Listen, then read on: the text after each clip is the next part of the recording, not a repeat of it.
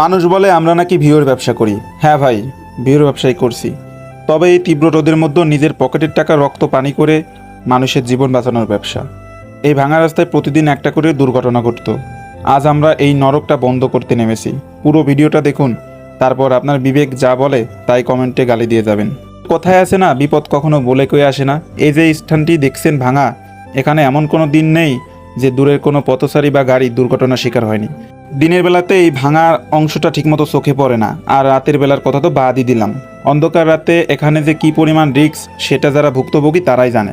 তাই মনে হলো এভাবে আর কতদিন।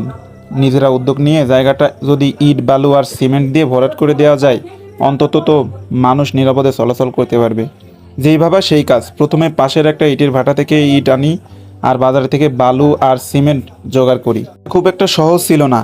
এই তীব্র রোদের মধ্যে ইট ভেঙে বাইরে থেকে ভারী সব ম্যাটেরিয়ালস টেনে এনে স্পট পর্যন্ত আনা যে কতটা কষ্টসাধ্য তা আমরাই বুঝছি।